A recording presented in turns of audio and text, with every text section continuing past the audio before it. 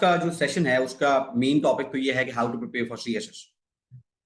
But उस जगह तक पहुंचने के लिए हमें पहले चीजें समझनी पड़ेगी कि भाई सीएसएस क्या है, उसकी इंपॉर्टेंस क्या है। इसलिए मैंने जो है वो जॉट डाउन कर लिया है, एक टाइमलाइन या एक सिनॉप्सिस बना लिया है मैंने कि किस तरीके से हम इस पूरे सेशन को लेके चलेंगे। पहले तो मैं आपको सीएसएस की इंपॉर्टेंस बता दूंगा कि CSS basically central superior services क्यों इंपॉर्टेंट है, उसका स्टेट के अंदर क्या रोल है। दूसरी बात फिर हम इसके ऊपर आएंगे कि बेसिक्स क्या हैं सीएसएस के, रजिस्ट्रेशन का प्रोसेस क्या है, सब्जेक्ट्स कितने हैं, कितने मार्क्स हैं, क्या पासिंग रेशो है, एक्सेट्रा एक्सेट्रा।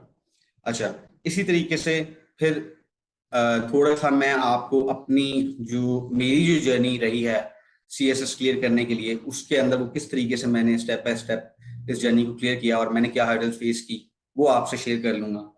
और उसके बाद फिर मैं आपको कुछ रिकमेंडेशंस दे दूंगा कि आप किस तरीके से सीएसएस की तरफ मूव कर सकते हैं।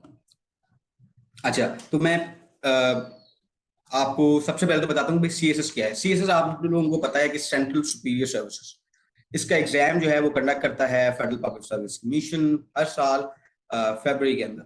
अच्छा, अब एक सीएसएस ऑफिसर जो है उसका रोल क्या है, या मतलब कि इस एक फेडरल एग्जीक्यूटिव के अंदर सीएसएस के जो कैटेगरी के जो ऑफिसर्स हैं वो कहाँ पे फॉल होते हैं।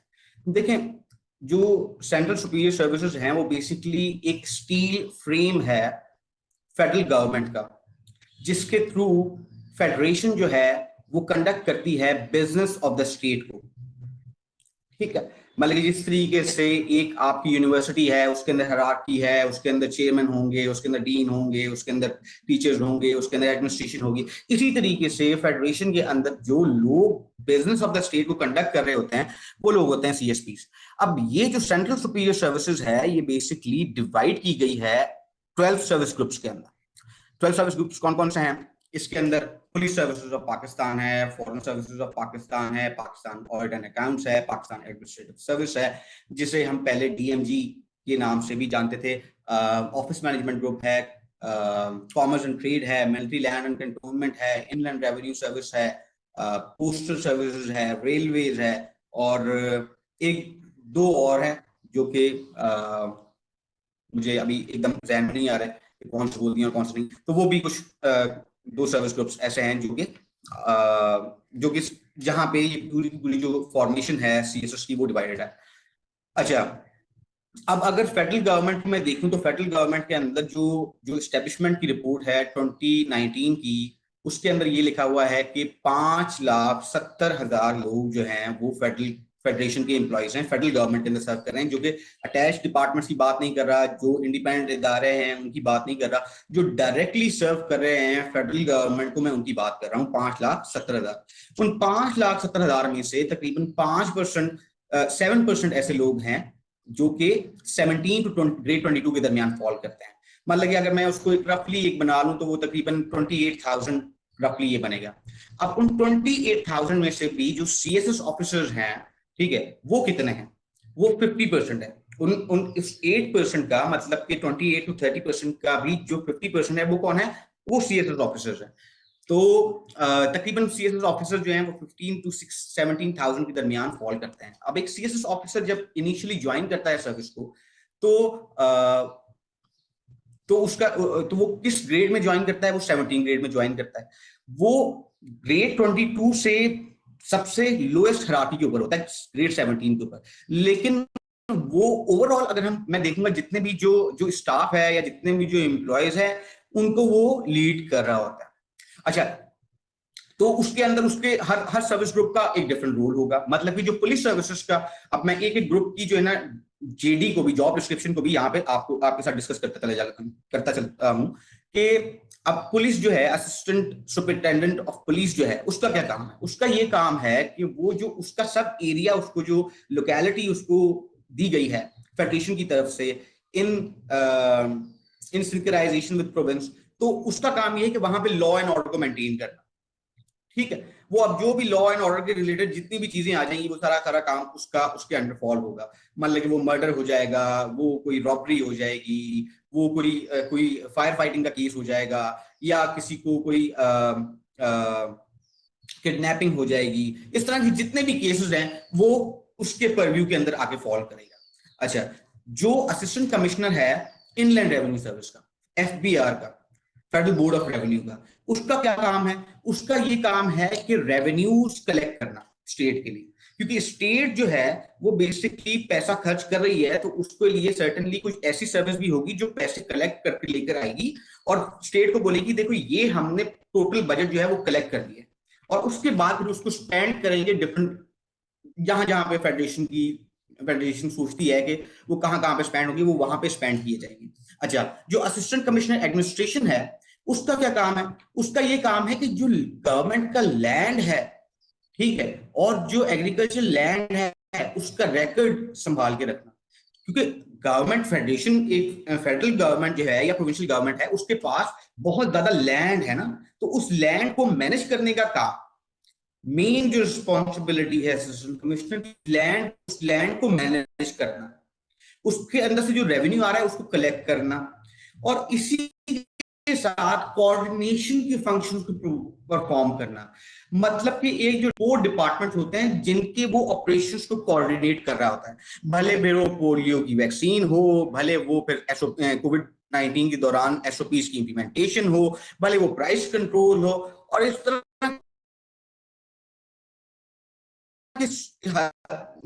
बहुत सारे इस तरह के काम होते हैं जो कि उसका काम है। पाकिस्तान कस्टम्स मैं आपको बताना भूल गया था, तो पाकिस्तान कस्टम्स जो है, जो असिस्टेंट कलेक्टर है ईसी कस्टम जो है, उसका क्या काम है? उसका ये काम है कि उसका काम भी है रेवेन्यू कलेक्ट करना। अब देखिए रेवेन्यू जो है वो डिफरेंट किस्म के होते हैं।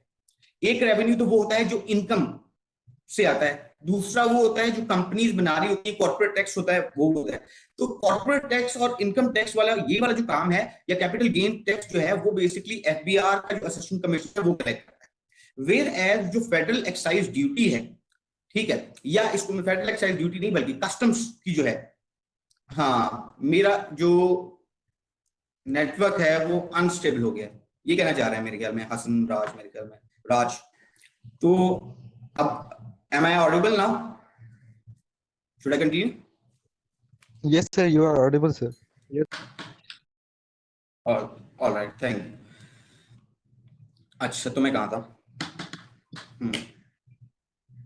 असिस्टेंट कलेक्टर जो कस्टम ड्यूटीज को कलेक्ट कर रहा था। अच्छा, वो क्या करता है कि वो जितना भी जो एक्सपोर्ट हो रही है, इंपोर्ट हो रही है पाकिस्तान की टेरिटरी से, इनसाइड या आउटसाइड, उसके ऊपर फेडरेशन ने कुछ एक्साइज ड्यूटी या कुछ कस्टम्स ड्यूटीज लगाई हुई, उन सबको कलेक्ट करना, स्मगलिंग को रोकना, ये सारा का सारा काम जो है वो किसका है? वो असिस्टेंट कलेक्टर जो है कस्टम्स जो है उसका काम है। अच्छा, अब मैं आपको अपनी तरफ ले आ जाऊं कि जो मेरा पाकिस्तान ऑडिट एंड अकाउंट्स जो ग्रुप है उसका क्या काम है? उसका ये काम है कि जितना भी पैसा जो है वो जो आ रहा है ना उसका रिकॉर्ड रखना। मतलब कि अगर एफबीआर ने पैसे लेकर आ गए हैं, सर का कैमरा साफ करें। अच्छा, तो अभी कर लूं या बाद में करें? चलें। अच्छा, तो हाँ, तो मेरा जो काम है वो ये है, मेरा जो सर्विस ग्रुप है वो है 2 हिस्सों में डिवाइड, एक है अकाउंट्स और दूसरा है ऑडिट। ठीक है, अकाउंट्स वाले का काम ये है कि जितना भी पैसा आया है कहां पे खर्च कर रहा है, ठीक है, और उन सबको किस तरीके से मैनेज करना है, कि उसकी अकाउंटिंग करना, उसका रिकॉर्ड रखना। मतलब कि फॉर एग्जांपल जो पाकिस्तान आर्मी है, तो उसको जो पैसे दिए हैं फेडरेशन ने, ठीक है, उसका रिकॉर्ड रखना, या वापडा को जो पैसे दिए हैं उसका रिकॉर्ड रखना, या इस तरीके से जो प्रोविंस ने अपने जो खर्चे किए हैं जहां जहां पे, उसका ख्याल रखना, पेंशंस देना, सॉरी पेंशंस देना, पे रिलीज करना, ठीक है, और इसी तरीके से ये सारी चीजें जो उनको लुक आफ्टर करना। और दूसरा है फिर ऑडिट का फंक्शन। ऑडिट का फंक्शन ये है कि देखिए आपने, गवर्नमेंट ने अपने डिफरेंट डिपार्टमेंट्स को पैसे दिए, अब वो जब पैसे दिए तो उन्होंने पैसे खर्च कर लिए। अब ऑडिट वाले का काम ये होगा कि आके चेक करना कि whether it has been spent on the right, in a right manner, and did the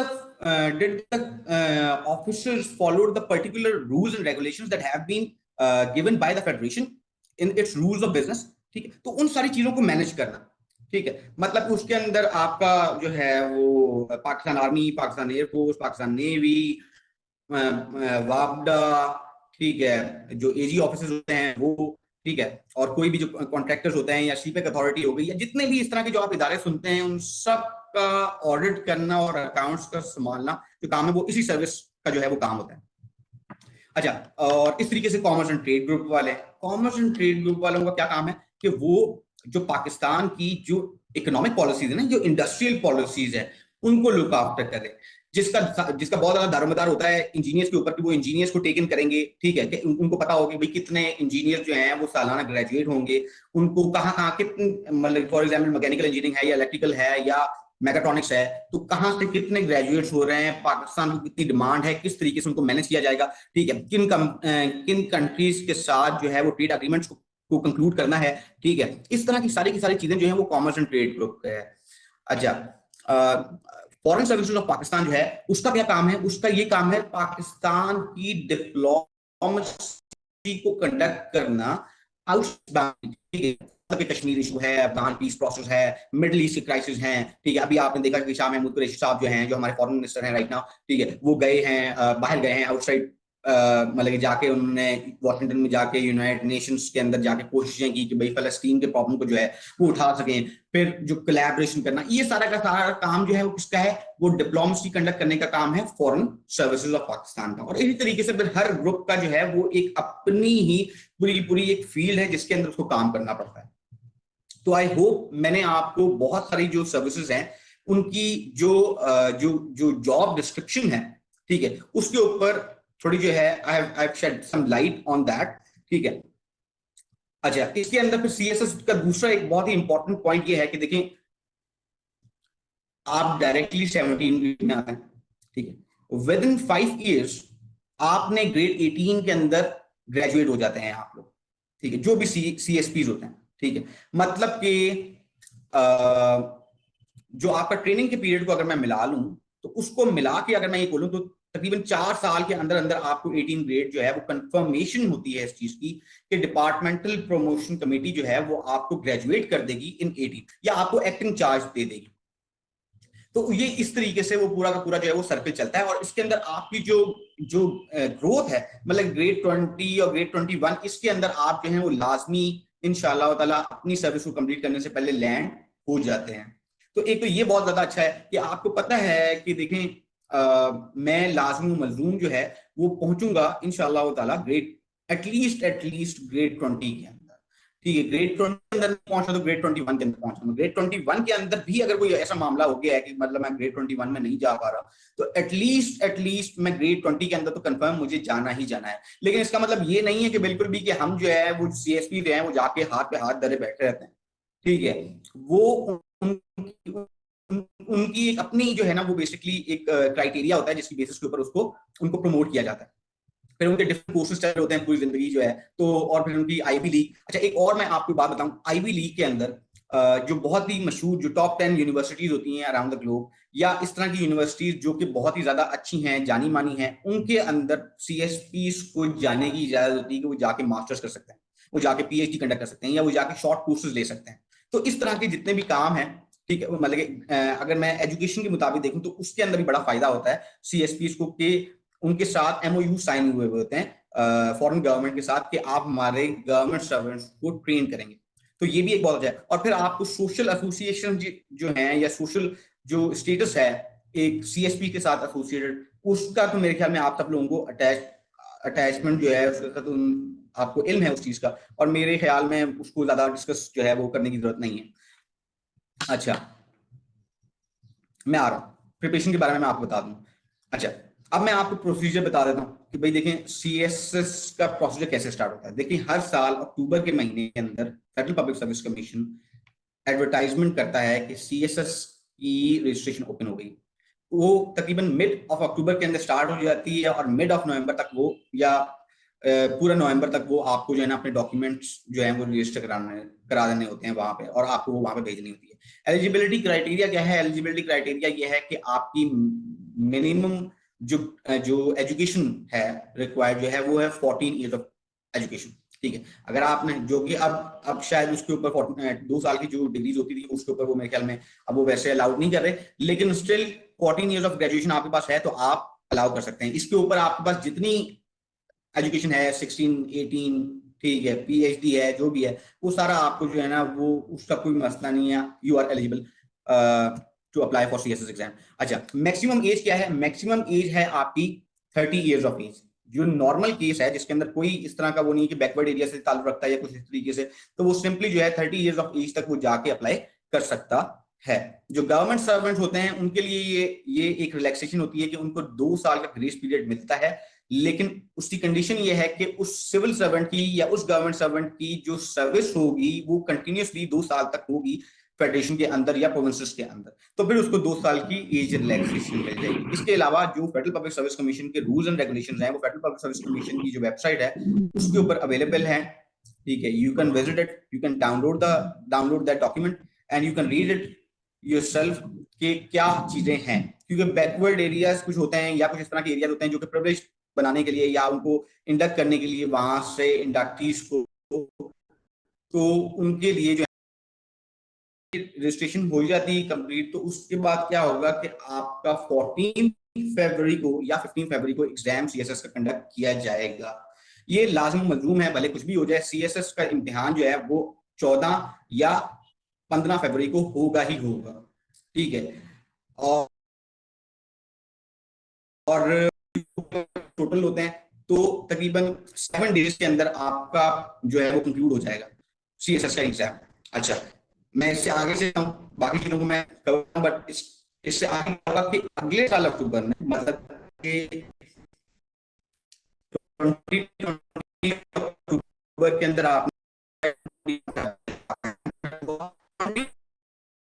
कौन से बंदे फेल हुए हैं और कौन से बंदे पास हुए हैं, और उसके बाद फिर आगे जो न्यू स्टेज है वो स्टार्ट हो जाएगी कि आपका मेडिकल टेस्ट होगा, उसके बाद फिर आपका साइकोलॉजिकल टेस्ट होगा, फाइनल वाइवा वोस होगा, फाइनल इंटरव्यू होगा with the chairman federal public service commission along with the members, जो कि 4 हो सकते हैं, 3 हो सकते हैं, जितने भी उनको लगता है कि ये वो जरूरत है या ये कंडक्ट करने के लिए इस इंटरव्यू को।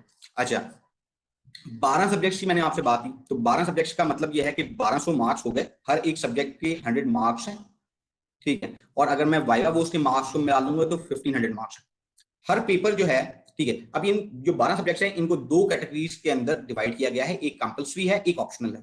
कंपलसरी जो है, ठीक है, उसके अंदर English essay, precis and comprehension, current affairs, Pakistan affairs, Islamiyat and general science and ability है। अच्छा, ये हर उसके कितने हैं मार्क्स? 100 मार्क्स हैं, ठीक है। और 100 मार्क्स का मतलब यह है कि उसमें से आपको 40% एटलीस्ट स्कोर करना है for passing that particular subject, ठीक है। In order to pass that particular subject you have to secure 40% marks, मतलब कि 40 मार्क्स आपको हर सब्जेक्ट के अंदर सिक्योर करने ही करने हैं, ठीक है, अगर आप उस पर्टिकुलर सब्जेक्ट के अंदर फेल नहीं होना चाहते। अच्छा, इसके अंदर एक रिलैक्सेशन है, ठीक है। रिलैक्सेशन क्या है कि जो पाकिस्तान अफेयर्स है, करंट अफेयर्स है और जनरल साइंस एंड एबिलिटी है, इसको जो फेडरल पब्लिक सर्विस कमीशन है इसको ये कहता है, जो उसका ऑफिशियल नेम है वो है GK1, general knowledge 1, general knowledge 2, general knowledge 3, ठीक है।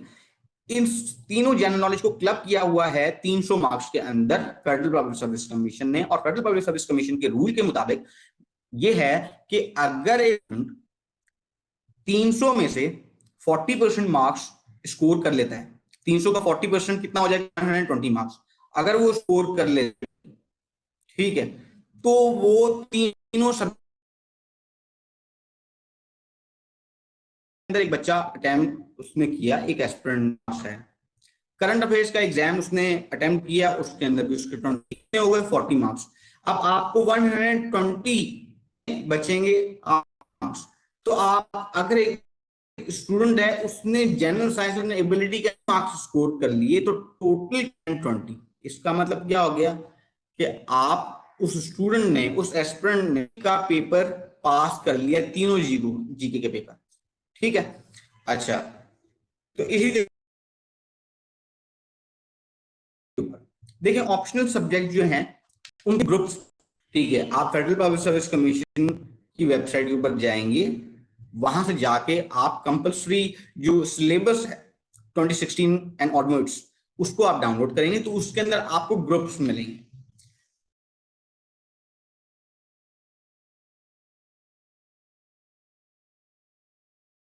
अब ये है कि वो कंपल्सरी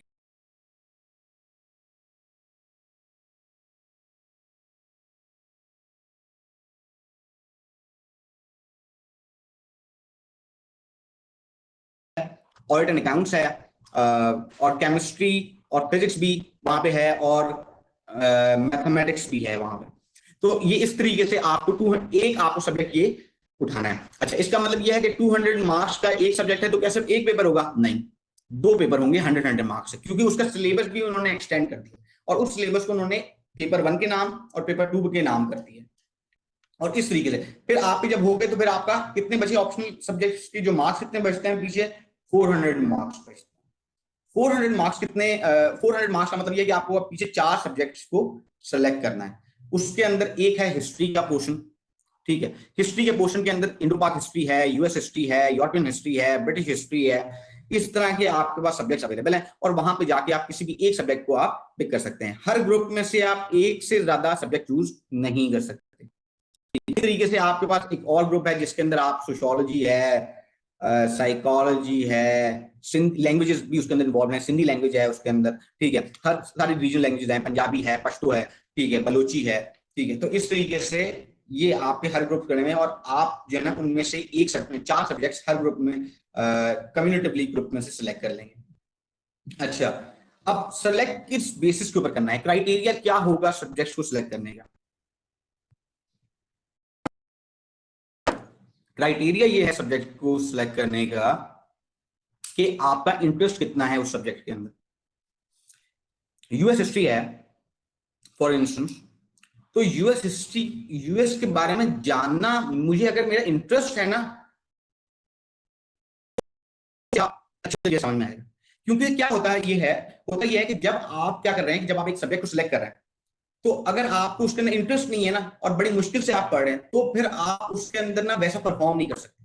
क्योंकि जब आपको कोई चीज पसंद होती है ना तो आप उसके लिए एक स्टेप आगे जाते हैं, आप आउट ऑफ बॉक्स आइडियाज को इस्तेमाल करते हैं, ठीक है। You you you go out of your comfort zone. एक कंफर्ट जोन आपने बना के रखा होता है, उसके बाहर आप निकलने की कोशिश करते हैं। क्योंकि जब आपको कोई चीज पसंद है तो आप 100% इनपुट नहीं देंगे, आप देंगे 120%, आप देंगे 130%, और तब जाके आप उसको, आपका जो आउटपुट आएगा वो क्या आएगा, वो 80-90% आएगा। क्योंकि सब, मेरे ख्याल में आप जहां पे सब लोग इंजीनियर्स हैं तो आप लोगों को ये बात तो पता होगी कि input is never equal to output, ठीक है। अगर एक मशीन की एफिशिएंसी जो है 100 है तो उसका मतलब ये नहीं है कि वो 100% की एफिशिएंसी दे देगी, ठीक है। उसकी एफिशिएंसी जो होगी वो ऑप्टिमल लेवल के ऊपर जब चलेगा तो वो 90 के ऊपर चलेगा, 85 के ऊपर भी चलेगा। और अगर हम उसको डायरेक्टली चलाते रहेंगे उस ऑपरेशनल एफिशिएंसी के ऊपर तो क्या होगा, मशीन ज्यादा मेंटेनेंस मांगेगी। तो इसी तरीके से आपका क्या होता है कि ये चीजों को आपको देखना पड़ता है कि आपने इनपुट कितना लेना है, उसका आउटपुट कितना निकलेगा।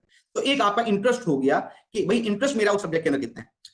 दूसरी बात क्या है कि देखिए उसके अंदर आपका बैकग्राउंड कोई मैच करता है, ठीक है। मान लीजिए इस तरीके से मैं बिजनेस एडमिनिस्ट्रेशन का स्टूडेंट हूं तो मेरे लिए जो बिजनेस एड के जो सब्जेक्ट हैं अगर वो मैच कर रहे हैं तो that is a pro, that is a pro for me, ठीक है। That is advantages to me, ठीक है। क्योंकि मुझे पता है कि बिजनेस एडमिनिस्ट्रेशन के अंदर क्या क्या चीजें पहले ही आती हैं, मैं 4 साल की डिग्री करके आया हूं तो मुझे पता है, इल्म है। मेरी मेहनत कम दरकार, मेहनत जो है वो कम दरकार है वहां, तो मैं उस सब्जेक्ट को ऑप्ट कर लूंगा, ठीक है। अच्छा, इसके बाद क्या है, रिसोर्सेज कितनी अवेलेबल है आपके पास, ठीक है। मैंने आपको 2 चीजें बता दी हैं, एक आपका इंटरेस्ट और दूसरा आपका बैकग्राउंड, एकेडमिक बैकग्राउंड, ठीक। अच्छा, जब इस तरीके से आप जो लोग हैं आप इंजीनियरिंग बैकग्राउंड से बिलोंग करते हैं तो इसका मतलब यह है कि आपकी फिजिक्स, मैथ्स जो है वो अच्छी होगी, कैलकुलस वगैरह अच्छी होगी, ठीक है। तो आप इन इन इन चीजों को पीछे रख सकते हैं, बैक ऑफ द माइंड रख के, यार मेरा बैकग्राउंड ये है और मेरा इंटरेस्ट ये है, तो इस तरीके से मैं देख सकता हूं। सारे सवालात मैं आखिरी के 10 मिनट में लूंगा और मेरे पास पीछे सिर्फ 10 मिनट रह गए, ठीक है। अच्छा, मार्क्स, अच्छा सही, मार्क्स से पहले रिसोर्सेज अवेलेबल हैं आपके पास उस पर्टिकुलर सब्जेक्ट को लेके या नहीं, ठीक है। रिसोर्सेज से क्या मुराद है, बुक्स अवेलेबल हैं, कोई उसके अंदर गाइडेंस प्रोवाइड करने वाला है या नहीं है, ठीक है। किसी दोस्त ने, किसी जानने वाले ने, किसी जानने वाले के जानने वाले ने उस पेपर को अटेम्प्ट किया है सीएसएस के अंदर, ठीक है। तो एक एक्सपीरियंस मिल जाता है, ठीक है। और जब आपको चीजों को एक्सपीरियंस मिल जाता है तो फिर पता क्या हो जाता है, फिर ये हो जाता है कि आपके लिए आसानी हो जाती है उस चीज को करने के अंदर, ठीक है। तो ये रिसोर्सेस का मतलब ये है। फिर आप मार्क्स देख लें, देखें मार्क्स का ये होता है कि इट इज अनप्रिडिक्टेबल, ठीक है। कुछ नहीं पता कि मार्क्स किस सब्जेक्ट में कितने आएंगे, ठीक है। क्योंकि आजकल जो वो एक टॉक ऑफ द टाउन जो है वो ये है कि इस सब्जेक्ट के अंदर अच्छे मार्क्स आते हैं, इस सब्जेक्ट के अंदर मार्क्स बुरे आते हैं। तो उसके अंदर ये मसला होता है कि उसके अंदर थोड़ी सी प्रॉब्लम होती है कि मतलब कोई सब्जेक्ट जो है वो कभी हिट हो जाता है, ठीक है। जिस तरीके से मेरे टाइम के अंदर इंटरनेशनल रिलेशंस और इंटरनेशनल लॉ जो है वो हिट होता है, ठीक है। तो वो ऐसा नहीं है कि पर्टिकुलर सब्जेक्ट हिट होगा, अनप्रेडिक्टेबल चीजें होती हैं, लेकिन आप फिर भी मार्क्स को देख लें ताकि चीजें आपके लिए आसान हो जाएं अगर आपको जब आप ये देख रहे हैं, ठीक है। अच्छा ये 51 52 मैसेज हो गए।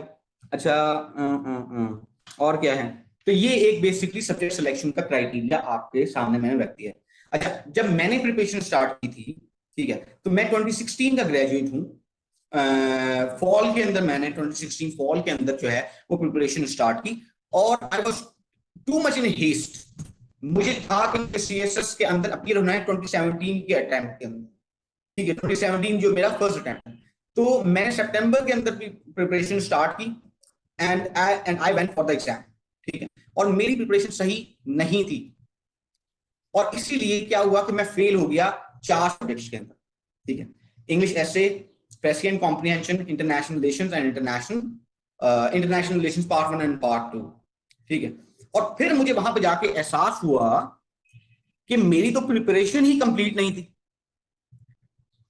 और ये एक बेसिकली बहुत बड़ी हर्डल होती है कि हम अपने आप को कितना ज्यादा एस्टिमेट कर रहे हैं, ठीक है, हम अपने आप को कहां पे रख रहे हैं। तो उस दौर के अंदर ना मेरी इतनी ज्यादा प्रैक्टिस थी, जो राइटिंग प्रैक्टिस होती है, क्योंकि सीएसएस के अंदर सबसे इंपॉर्टेंट चीज ये है कि आप राइटिंग की प्रैक्टिस करें, आप लिखें जितना लिख सकते हैं। और जितने भी आप लोगों से बात करेंगे जो भी सीएसपी बन चुके हैं, ठीक है, तो जब आप उनसे पूछेंगे सबसे इंपॉर्टेंट चीज क्या है सीएसएस के अंदर, तो वो बोलेंगे राइटिंग प्रैक्टिस, ठीक है। अगर और उस जमाने के अंदर मैंने राइटिंग प्रैक्टिस नहीं की, क्योंकि मैं ये सोच रहा था, एक डिलेमा था कि मैं रिवीजन करूं या प्रैक्टिस करूं, ठीक है। तो मैं इन दोनों के दरमियान आई चूज रिवीजन, ठीक है, which was certainly not a good decision and it backfired when I got to know what happens when we really sit in the exam, ठीक। तो वो चीज जो है वो बहुत ज्यादा परेशान करती थी उस जमाने के अंदर। अच्छा गाइडेंस सही नहीं मिली थी।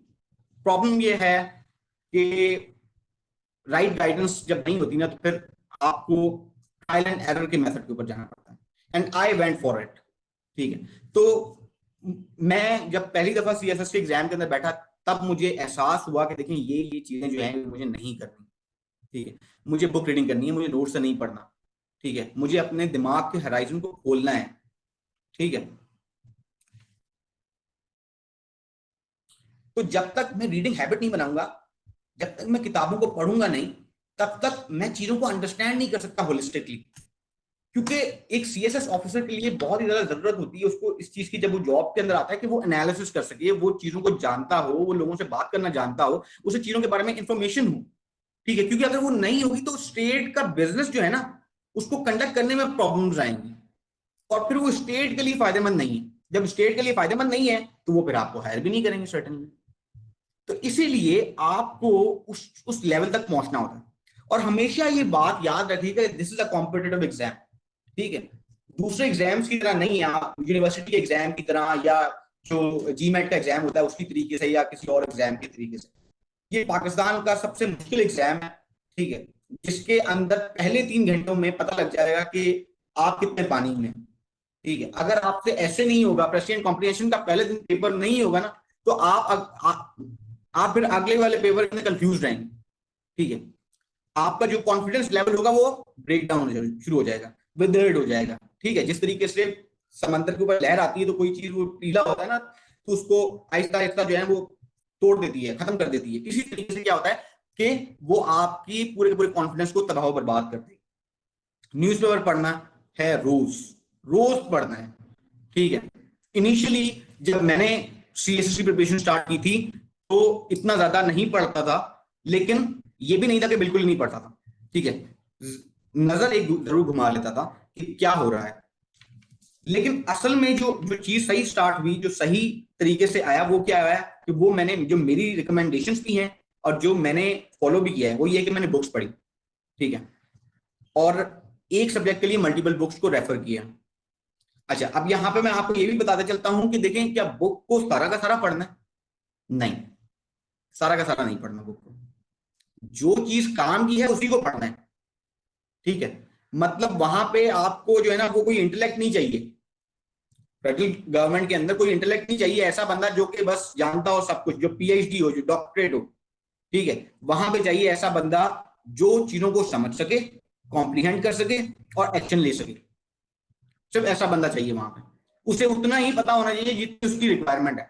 अगर वो उससे ज्यादा कर रहा है तो वो फिर उसका मसला है, ठीक है। आपको उतना करना है जितना, जिससे आप पेपर पास कर लें और एलोकेट हो जाए, ठीक है। ये आपका ऑब्जेक्टिव होना चाहिए। अच्छा, दूसरा, न्यूज़पेपर पढ़ना है। न्यूज़पेपर में क्या पढ़ना है? न्यूज़पेपर में opinions and art and editorials आते हैं, वो पढ़ने हैं, ठीक है।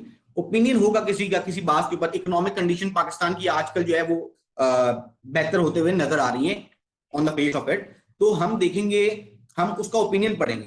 मान लीजिए साकिब शिरानी है, वो इकोनॉमिक एडवाइजर रहे हैं कुछ टाइम पहले, अब वो अपनी कंसल्टेंसी को हेड करते हैं इस्लामाबाद के अंदर, तो उनके पेपर्स पब्लिश होते हैं। एक बंगाली है, उनका नाम मुझे सही नहीं आ रहा, तो बंगाली हैं वो, ठीक है, उनका एक ओपिनियन होगा, ठीक है, इकोनॉमी को लेके। इसी तरीके से आपने ओपिनियंस को पढ़ के अपने एनालिसिस को बेहतर बनाना है, ठीक है। लोग बोलते हैं एनालिसिस कैसे बेहतर होगा सीएसएस के अंदर? एनालिसिस ऐसे बेहतर होगा जब लोगों के एनालिसिस को पढ़ेंगे आप, ठीक है। जब आपके पास बेसिक इंफॉर्मेशन होगी, जब आपके पास बेसिक इंफॉर्मेशन हो जाएगी, तब आप क्या कर सकते हैं, तब आप अच्छे तरीके से चीजों को एनालाइज कर सकते हैं। और एनालिसिस पावर होना, एनालिटिकल स्किल्स होना सीएसएस ऑफिसर के अंदर, ये लाजमी मजलूम है, ठीक है। क्योंकि उसको देखना पड़ता है कि what is good and what is bad, what is right and what is wrong, ठीक है।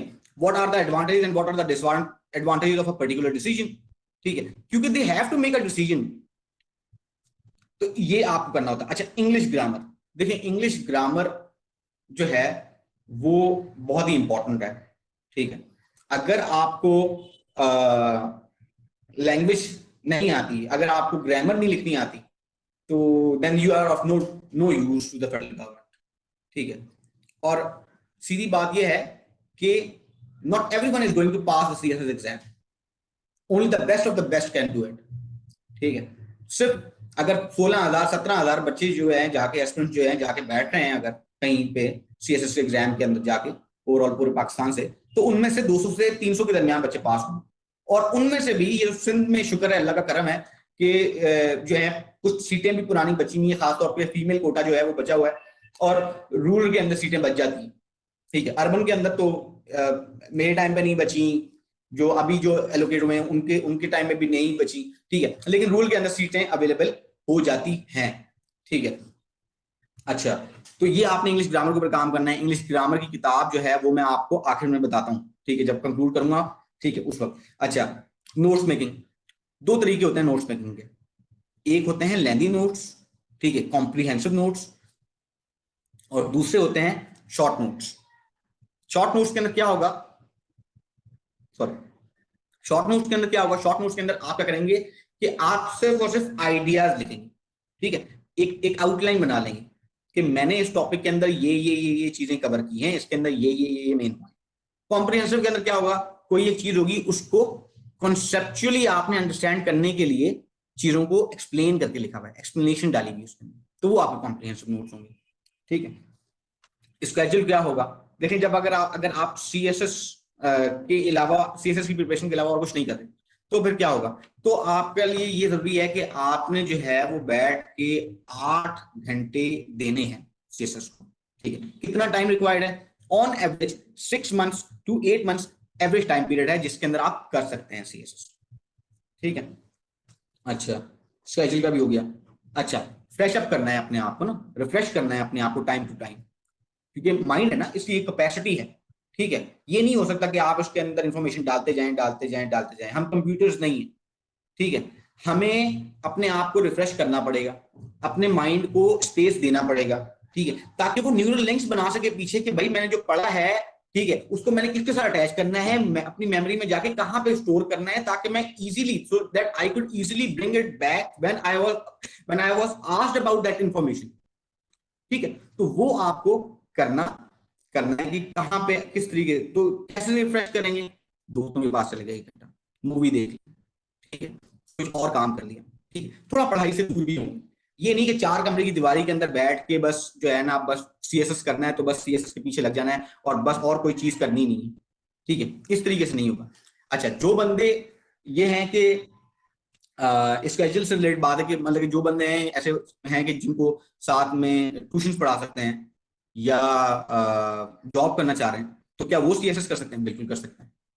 टाइम पीरियड है, ठीक है, किस तरीके से आपने उसको मैनेज करना है अपने टाइम, क्योंकि देखिए एक आपकी कैपेसिटी टू लर्न है, ठीक है, वो आपको पता है, ठीक है, मैं जो एक स्केड्यूल बता रहा हूं या चीजें बता रहा हूं, it is a generalised one, ठीक है ना, and one size fit doesn't work every time, ठीक है, तो आपको चीजों को अपने हिसाब से मैनेज करना पड़ेगा हर दफा, ठीक है, और दूसरी बात ये कि भाई कहां से स्टार्ट करें। सबसे बड़ा प्रॉब्लम ये होता है कि जब मैं स्टार्ट करा तो मेरा भी ये प्रॉब्लम था भाई कहां से स्टार्ट करें। देखें, आप स्टार्ट बहुत सारी जगहों से कर सकते हैं, आप करंट अफेयर से स्टार्ट कर सकते हैं, आप किसी कोई बुक, कोई कंपल्सरी सब्जेक्ट उठा के उधर से स्टार्ट कर सकते हैं, साथ साथ आप जो है इंग्लिश के ऊपर काम करना शुरू करें, ठीक है, इंग्लिश ग्रामर के ऊपर काम करना स्टार्ट करें। राइट गाइडेंस जरूरी है, ठीक है, बहुत सारे लोग हैं जो कि एकेडमीज खोल के बैठे हुए हैं लेकिन उसके अंदर सीएसपी नहीं पढ़ा रहे, तो काइंडली उन एकेडमीज को अवॉइड करिएगा, ठीक है, वो एकेडमी जहां पे सीएसपी नहीं है। अब एक सीएसएस एग्जाम के जो वो हैं, जो जो रन करते हैं उसको, ठीक है, he is a undergraduate, he is not even 20 years of age, ठीक है, और he gives lecture on CSS कि आपको सीएसएस कैसे पास करना है, आपको वन लाइनर एग्जाम्स किस तरीके से पास करना है, ठीक है, आमिर महर जो उनका नाम है। तो मतलब आई डोंट गेट इट कि किस तरीके से यहां पे चीजें चलती हैं कि ही is not even a CSP officer, he doesn't even belong to any office cadre and he is giving lectures on one liner FPSC exam and Sindh public service exam. तो उन चीजों को आपने अवॉइड करना है जी। देखते हैं क्वेश्चन आंसर सेशन का, क्योंकि I was told that my slot was between 4 to 5, but you know what happened, I don't need to repeat it. Practice, finally practice, you have to practice. What have you learned? You have to revise. If you don't, your mind won't be getting it back, ठीक है, memorization comes from revision, practice and practice makes man perfect, ठीक है, तो इन दोनों चीजों को आपको साथ साथ रखना है। अच्छा, कुछ ऐसी चीजें भी हैं कि जो मिथ्स हैं सीएसएस को लेके, वो मिथ ये हैं। अच्छा, यहां तक आप लोगों को बात समझ में आ गई है तो या तो मैसेज करके ओके ओके कर दें, या तो हैंड रेज कर दें, या कुछ भी कर दें, ताकि वो, क्योंकि यहाँ पे ना आप लोगों ने वो ऑन किए हुए अपने कैमरा को ऑन नहीं किए हुए, तो it is just one way conversation. Alright, अच्छा, तो हाँ, मिथ्स की बात चल रही थी। अच्छा, अब मिथ जो है, ठीक है, वाइवा के टोटल मार्क्स 300 है। अच्छा, मिथ्स की बात चल रही थी, ठीक है, मिथ क्या है? मिथ्स का प्रॉब्लम कि भाई सीएसएस वो कर सकता है जो हमेशा से अच्छा पढ़ता हुआ आया हो, नहीं, नॉट नेसेसरली, ठीक, यूनिवर्सिटी में आपकी जो जीपीए है वो 2 भी है, डजंट मेक अ डिफरेंस, ठीक, if you work hard on your skills then you can pass it, ठीक है ना। कोई इस तरह का कोई बात नहीं है कि भाई जीपीए इतनी होनी चाहिए, या मैट्रिकुलेशन के अंदर A1 ग्रेड होना चाहिए, या इंटरमीडिएट के अंदर ये होना चाहिए, नॉट नेसेसरी, ठीक है। पर्टिकुलर ग्रुप से बिलोंग करना, एकेडमिक बैकग्राउंड से, डॉक्टर है तो हाफजा बहुत तेज है, ठीक है, तो हाफिज मतलब ना आराम से उसको रिमेंबर कर लेगा चीजों को, नॉट नेसेसरली, ठीक है। अगर ऐसी बात होती तो सारे के सारे 220 जो मेरे बैचमेट हैं वो सारे के सारे डॉक्टर्स होते, ठीक है, मैं भी डॉक्टर नहीं हूँ, ठीक है, मैं भी आपकी तरह सा एक आम सा एक स्टूडेंट था, एवरेज स्टूडेंट था, ठीक है, तो मैंने भी जब कर लिया तो आप भी कर सकते हैं, ठीक है। हाँ, प्रॉब्लम्स आएंगी, लेकिन आपने परसिस्टेंट रहना है, आपने कंसिस्टेंसी को शो करना है, ठीक है, आपने कंटिन्यूसली लर्न करना है, ठीक है। अच्छा, और क्या है, राइटिंग स्पीड। एक तो मतलब इंतहाई कोई अजीब सी कोई बात जो है वो मेरे इल्म से गुजरी है कि मेरे इल्म में आई है कि एक में ये भी है कि आपको 1 मिनट के अंदर कोई तकरीबन पता नहीं कितने वर्ड्स लिखने हैं, 100 200 300 वर्ड्स लिखने हैं, ठीक है। और अगर आप वो नहीं लिख सकते तो फिर आप सीएसएस नहीं कर सकते। कुछ नहीं है, मिथ्स हैं, बस्ट करें, ठीक है, अननेसेसरी चीजें हैं। इंपॉर्टेंट चीजें क्या है? अच्छा, एक और मिथ भी है, 120 किताबें पढ़नी, ठीक है, मतलब कि किताबी कीड़ा बन जाना, ठीक है, किसी से नहीं मिलना, 4 दीवारी के अंदर जाके बैठ जाना है, बस मैं हूं और मेरा सीएसएस है, ठीक है, उसकी प्रिपरेशन है नहीं, ठीक है। कोई एक ऐसा स्टूडेंट होगा, एस्पिरेंट होगा, जो कि एक दफा में पिक कर लेगा चीजों। कोई ऐसा होगा मेरी तरीके से जो कि जिसको 2 से 3 4 दफा पढ़ने की जरूरत पड़ेगी, ठीक है, तो 3 4 दफा पढ़ के पिक करेगा, ठीक है। कोई ऐसा है जो कि जब तक बाहर नहीं निकलता घर से, ठीक है, जाके दोस्तों में नहीं बैठेगा 1 घंटा, ठीक है, उसका जो पूरा का पूरा दिन है वो अच्छा नहीं गुजरेगा, ठीक। तो आपने अपनी स्ट्रेटजी अपने हिसाब से डेवलप करनी है, ठीक है, क्योंकि you know yourself the best, ठीक है, नो वन एल्स डस, ठीक है। मुझे क्या पता कि आप कब उठते हैं, कब सोते हैं, क्या करते हैं पूरा दिन बैठ के, ठीक है, आप है ना, ठीक है, आपने करना है, ठीक है। I can not put myself into your shoes, ठीक है। तो आपको अपने हिसाब से स्ट्रैटेजी को अडेप्ट करना पड़ेगा, अडॉप्ट नहीं, अडेप्ट करना पड़ेगा, ठीक है। अच्छा, कंसिस्टेंसी होनी चाहिए, ठीक है। अच्छा, मोटिवेशन, देखिए बहुत ही इंपॉर्टेंट है मोटिवेशन का होना। अगर आप मोटिवेटेड नहीं है इस चीज को लेके, तो it becomes very difficult for you to stay consistent in your efforts, because you have to put in your blood, sweat and tears into this to achieve this ambition. And if you are not putting in your blood, sweat and tears, then certainly you will not be getting any results out of it, and then it becomes depressing, because when you are not getting something out of your efforts, it demotivates, and the problem is demotivation. जब एक दफा आप demotivated हो जाएंगे तो वहां से निकल के मोटिवेशन के फेज के अंदर आना ना बहुत मुश्किल हो जाता है, ठीक है। तो उसके लिए आपको क्या करना पड़ेगा? उसके लिए आपको ये करना पड़ेगा कि इंस्पिरेशन ढूंढनी पड़ेगी, ठीक। मतलब जैसे मेरी इंस्पिरेशन क्या थी? मेरी इंस्पिरेशन ये थी कि my father was a government servant. तो एक तो ये हमेशा से पूरी जिंदगी रहा कि मुझे भी जाके सर्व करना है स्टेट को, ठीक है। That was my first motivation. Second was my family. When everyone goes to hell, it is your family that stand by you without flinching, ठीक है। वो हल्का सा भी नहीं घबराते आपके साथ खड़ा होने के, ठीक। तो ये उनकी सपोर्ट चाहिए होती है, ठीक है ना। तो आप जब अपने वालिद को देखें, वालदा को देखें, भाई को देखें, बहन को देखें, ठीक है, वहां से मोटिवेशन हासिल करें, ठीक है ना। माँ की दुआएं लें, बाप की दुआएं लें, ठीक है। तो वो चीजें आपको हेल्प आउट करेंगी, ठीक है। नेगेटिव लोगों से दूर हो जाएं। बहुत सारे लोग बोलेंगे आपको सीएसएस नहीं कर पाते, क्या करोगे सीएसएस कर?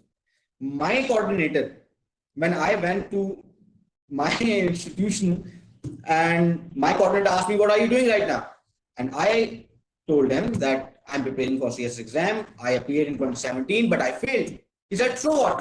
Everyone fails this exam. I was like, what the hell? Who are you to tell me that I failed? And I'm going to fail it again. It is always you yourself who can do it. You have to believe in yourself. आपके अंदर अगर इतना stamina है ना कि that you are going to do it, then you can. But if you think you can't do it, then certainly you can't, because you are feeding your mind with negative thoughts. You are telling yourself that it is very difficult, I won't be doing it. आपको इन चीजों से दूर रहना है, ठीक है। Exit strategy, finally exit step. मैंने आपको पहले भी बताया था, very abruptly, not everyone is going to pass the CSS exam. This is the harsh reality, but it is a reality, and reality is always harsh because the truth doesn't care about the consequences. Everybody hates the truth, but luckily truth doesn't care.